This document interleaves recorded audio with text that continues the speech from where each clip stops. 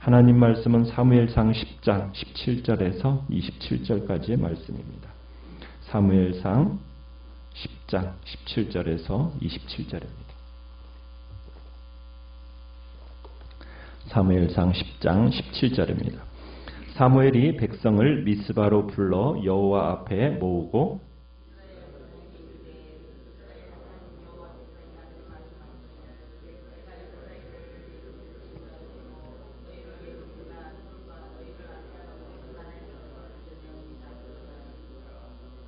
너희는 너희를 모든 재난과 고통 중에서 친히 구원하여 내신 너희의 하나님을 오늘 버리고 이르기를 우리 위에 왕을 세우라 하는도다. 그런즉 이제 너희의 지파대로 1000명씩 여호와 앞에 나아오라 하고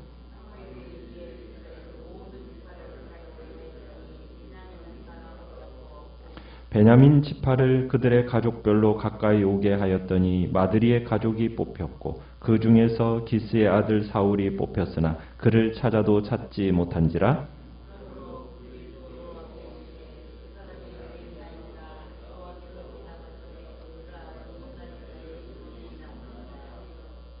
그들이 달려가서 거기서 그를 데려오매 그가 백성 중에 서니 다른 사람보다 어깨 위만큼 컸더라.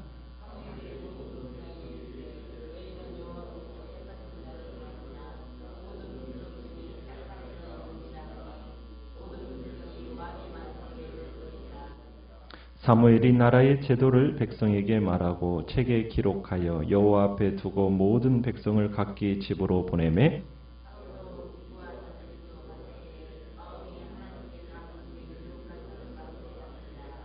같이 읽습니다. 어떤 불량배는 이르되 이 사람이 어떻게 우리를 구원하겠느냐 하고 멸시하며 예물을 바치지 아니하였으나 그는 잠잠하였더라. 아멘. 오늘 말씀의 제목은 왕으로 옹립되는 사울이라는 제목으로 말씀을 나눕니다. 사무엘은 이스라엘 백성을 오늘 미스바에 모이게 합니다.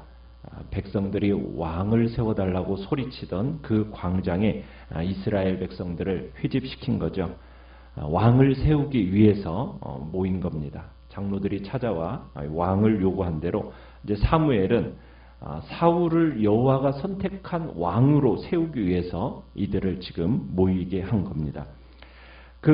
이제 사무엘은 이 모임의 개회사에서 이들이 지금 왕을 세우자고 하는 것은 하나님의 통치를 거부하는 행위라고 못 박아서 18절, 19절에서 이 얘기를 합니다. 그러니까 사무엘은 백성들에게 출애굽 때부터 지금까지 이스라엘을 보호하시고 인도하셨던 그 하나님의 은혜를 회상하도록 합니다. 그러니까 여호와 하나님이 이스라엘을 애굽에서 인도해내셨고 애굽의 손과 이스라엘을 압제하는 모든 나라의 손에서 이스라엘을 건져내신 그 구원의 하나님이라는 거죠. 그러니까 이스라엘 공동체의 존립의 근거는 어디 있느냐? 바로 하나님의 구원 활동에 있다라는 것을 지금 얘기하고 있는 겁니다. 그런데 이스라엘은 배은망덕하게도 여호와 하나님이 이스라엘의 왕이 되심을 배척하고 거부했다라는 거예요. 하나님을 버리고, 그죠? 19절에 보면 너희 하나님을 오늘 버리고 이르기를 우리 위에 왕을 세우라. 지금 이렇게 요구하기에 이르렀다라는 겁니다. 그러니까 왕을 요구하는 백성들의 처사는 심각한 범죄라는 것이 지금 사무엘의 논리입니다. 그래서 하나님께서는 사무엘을 통해서 지금 이스라엘 지파 중에서 그 왕을 요구했기 때문에 이스라엘을 위한 왕을 직접 뽑아주시겠다. 이제 말씀을 하십니다. 절차는 어떻게 진행되어집니까? 백성들이 보는 앞에서 제비뽑기로 왕을 선택하는 방식입니다. 사무엘은 지금 제비뽑기를 통해서 왕이 될 사람을 찾습니다.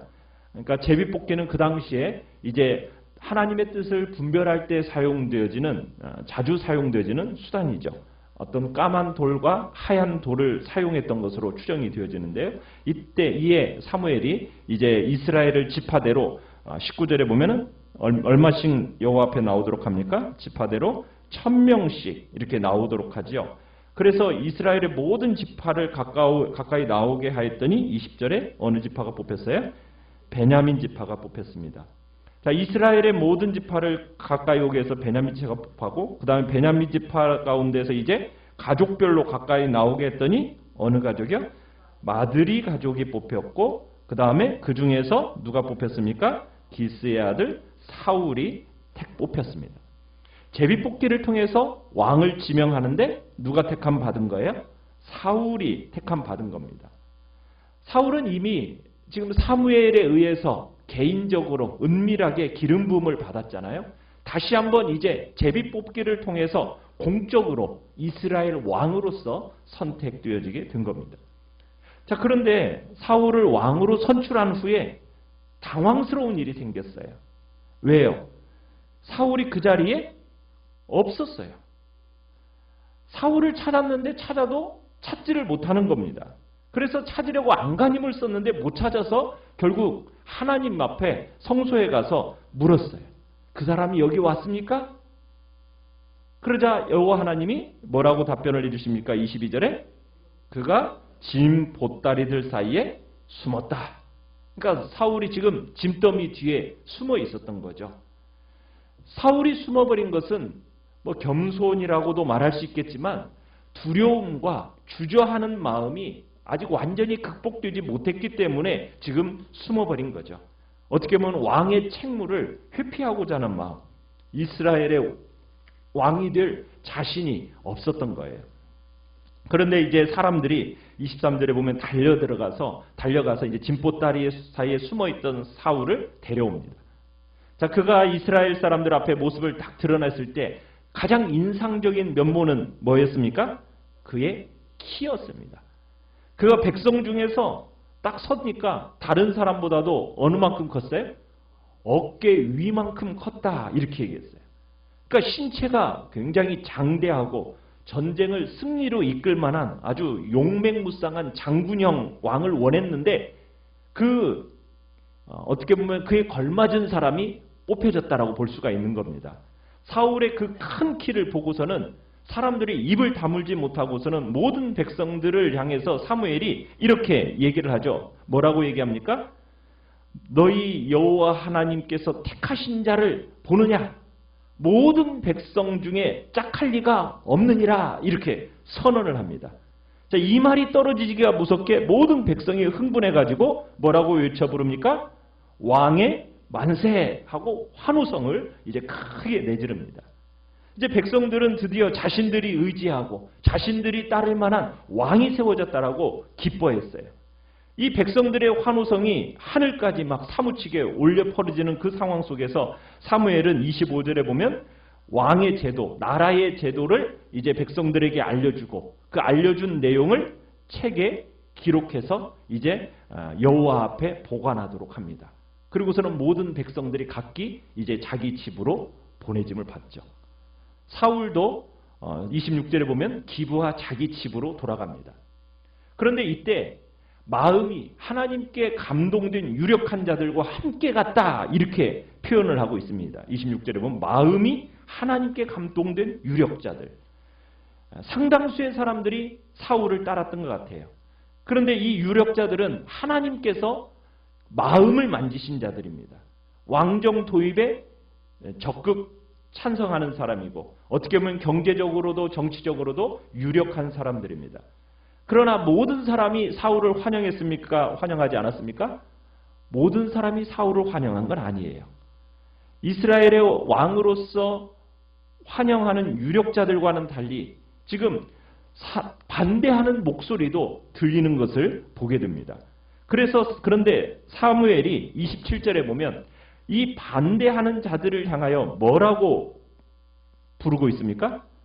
불량배 이렇게 얘기하고 있습니다. 그러니까 이 사람이 어떻게 우리를 구원하겠느냐 하고서 멸시하면서 예물을 바치지 아니하였는데 사울은 이때 어떤 반응을 보입니까? 그 말을 듣고도 잠잠했다 이렇게 얘기하고 있어요. 그러니까 하나님께서 어떻게 보면은 제비뽑기를 통해서 공적으로 세움을 받았는데 사울을 향해서 반대하는 목소리가 있다라는 거예요. 자, 그때 사울은 그 자신의 권위를 내가 이런 존재다라고 드러내지 않고 침묵을 합니다. 결국은 이제 우리가 내일 보겠지만은 하나님께서 일으키신 사건을 통해서 자연스럽게 그 권위가 인정받도록 하십니다. 내가 왕이다라고 스스로 인정받기 위해서 절규하고 인간적인 노력을 붓는 것은 도리어 비참한 결과만을 초래하게 되는 거예요. 사람 앞에서 세움을 받더라도 항상 반대하는 소리가 있기 마련이거든요. 그때 참된 지도자는 그에 맞서 대항하지 않습니다.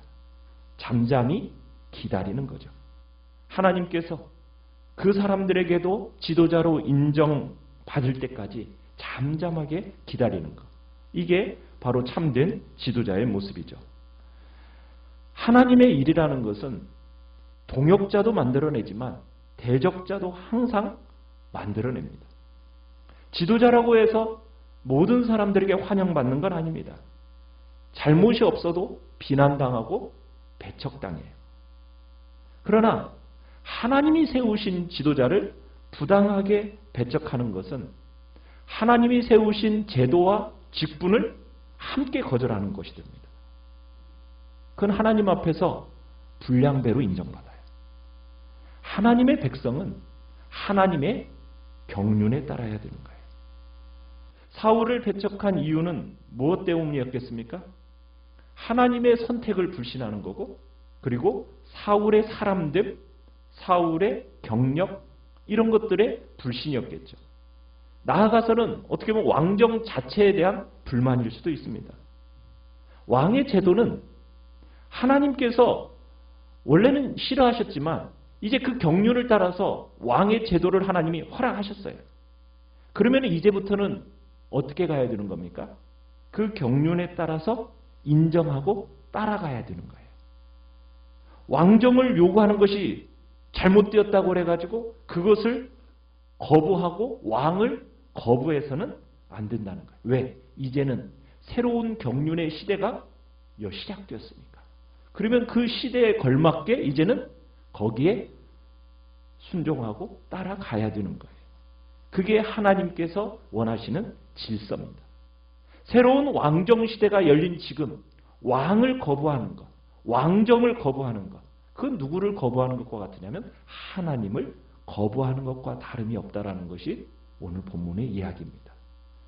하나님 앞에서 우리 각자는 각자의 지도자들로 세움을 받습니다. 그러나 그 지도자들로서 세움을 받을 때 항상 찬성하고 좋아하는 이들만 있는 건 아닙니다. 반대가 있고 때로는 어려움이 있을 수 있어요. 그때마다 우리의 모습 속에는 무엇을 기대하십니까? 하나님께서 온전히 세우실 때까지는 잠잠할 것을 요구하고 계시죠. 그와 함께 또한 무엇을 요구하십니까? 우리는 새로운 시대가 경륜이 열려져 가면 그에 맞춰서 우리는 순종하면서 나아가는 것을 하나님은 원하신다라는 겁니다. 그것이 주님 앞에서 가장 합당한 모습임을 오늘 본문은 이야기하고 있습니다. 오늘 말씀을 생각하시면서 기도하시고요. 연약한 지체들을 위해서 기도해 주시고 특별히 주의 교회를 위해서 간절한 마음으로 기도해 주시고 또 내일 이번 주에 있을 유치부 성경학교 또 다음 주에 있을 유초등부 그 뒤에 있을 또 중고등부 수련회 계속해서 기도해 주시기 바랍니다. 기도해 주시기 바랍니다.